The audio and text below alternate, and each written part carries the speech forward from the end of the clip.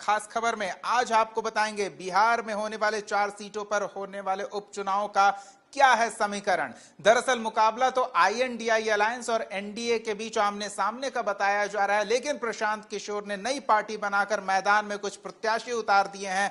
तो क्या प्रशांत किशोर के प्रत्याशी पार्टी के मुकाबले को त्रिकोणीय बना सकते हैं या दिलचस्प बनाएंगे? समीकरण को किस तरह से बना या बिगाड़ सकते हैं, सब बताएंगे आपको।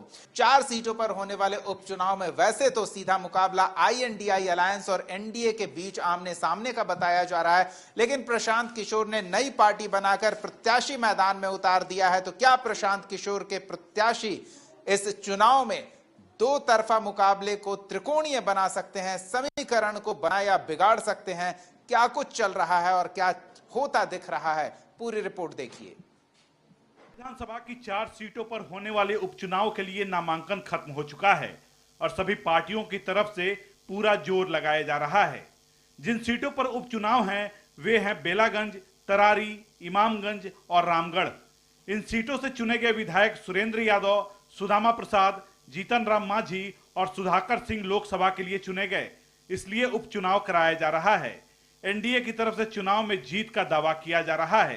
तो सीट एनडीए के सीट निकलेगा और काफी मतों के अंतर से जीतेगा। झारखंड में सर क्या इनपुट मिल रहा है? झारखंड में अभी हमें जानकारी नहीं है, लेकिन नरेंद्र भाई मोदी जी का जो कार्यकलाप है, जो विश्व स्तर पर उनका नेतृत्व डेवलप्ड हुआ है और आर्थिक दृष्टिकोण से किसानों के लिए, अनएम्प्लॉयडों के लिए जो यहाँ नीतियाँ बनाई है, कार्यक्रम चल रहा है, ये सबसे यहाँ के लोगों को ये उम्मीद बनी है कि भारत का विकास सचमुच में अगर कोई कर सकता है तो नरेंद्र भाई मोदी कर सकता है। मुकाबले की बात करें तो इंडिया गठबंधन और एनडीए में सीधी लड़ाई मानी जा रही है। हालांकि प्रशांत किशोर की पार्टी जनसुराज ने सभी 4 सीटों पर उम्मीदवार उतारा है। बेलागंज में आरजेडी के विश्वनाथ सिंह और जेडीयू की मनोरमा देवी के बीच मुकाबला माना जा रहा है। वहीं तरारी में भाकपा माले के राजू यादव और बीजेपी के विशाल प्रशांत आमने सामने हैं। इमामगंज में हिंदुस्तानी अवाम मोर्चा की दीपा मांझी और आरजेडी के रोशन मांझी के बीच चुनावी लड़ाई है। टिकट के बंटवारे में परिवारवाद का बोलबाला रहा। 4 सीटों पर होने वाले उपचुनाव में 4 ऐसे उम्मीदवार हैं जो बड़े नेता के परिवार से हैं। पहले इंडिया ब्लॉक की बात करें तो रामगढ़ से आरजेडी उम्मीदवार अजीत सिंह पार्टी के प्रदेश अध्यक्ष जगदानंद सिंह के बेटे हैं। साथ ही यहाँ के पूर्व विधायक और बक्सर से सांसद चुने गए सुधाकर सिंह के भाई हैं। इसके अलावा बेलागंज सीट जो सुरेंद्र यादव के सांसद बनने के बाद खाली हुई, वहां उनके बेटे विश्वनाथ सिंह को उम्मीदवार बनाया गया है। यानी सीट न सिर्फ पार्टी बल्कि परिवार के खाते में रखने की कोशिश है। अब बात एनडीए की कर लेते हैं। परिवारवाद पर हमला करने वाली बीजेपी भी इससे नहीं बच सकी।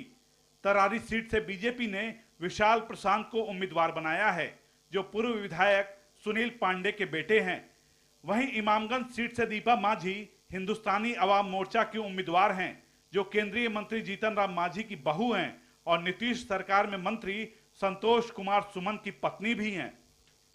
जनता से क्या अपील करेंगे आप? जनता से अपील करेंगे कि हम आपका बेटा है, भाई है, भतीजा है, चाचा है, वोट हमको दीजिए। हम उसके दुख सुख में रहे हैं, खेले हैं, कूदे हैं, पढ़े हैं, लिखे हैं, तो ज़्यादा करीबी तो हम हैं, तो वोट तो हमने ना देगा लोग। 100% उम्मीद है। रामगढ़ की जनता ने निर्णय ले लिया है, परिवारवाद का समूल नाश करना है, भ्रष्टाचार को मिटाना है। रामगढ़ का जो सर्वांगीण विकास 2020 के बाद रुका हुआ है, उससे तेज गति देना है और रामगढ़ को सुंदर रामगढ़ बनाना है। पिछली विधानसभा में तीसरे नंबर पर बीजेपी थी, इस बार क्या लगता है?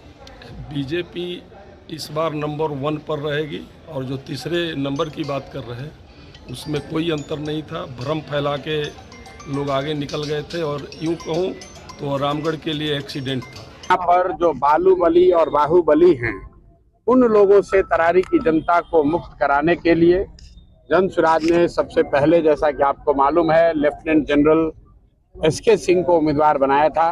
कुछ तकनीकी कारणों से वो चुनाव नहीं लड़ पा रहे हैं, तो कई लोगों को लगा कि भाई बाहुबली के सामने कौन खड़ा होगा, तो बाहुबलियों के सामने तरारी की एक बेटी को जनसुराज ने खड़ा किया है और इस विश्वास के साथ खड़ा किया है कि पिछले 30-40 सालों में भय की राजनीति से सीपीआई एमएल का भय दिखाकर भाजपा जदयू के लोग और जदयू भाजपा के लोग सीपीआई एमएल का भय दिखाकर जो लोग वोट लेते रहे हैं, उससे जनता को मुक्ति मिले।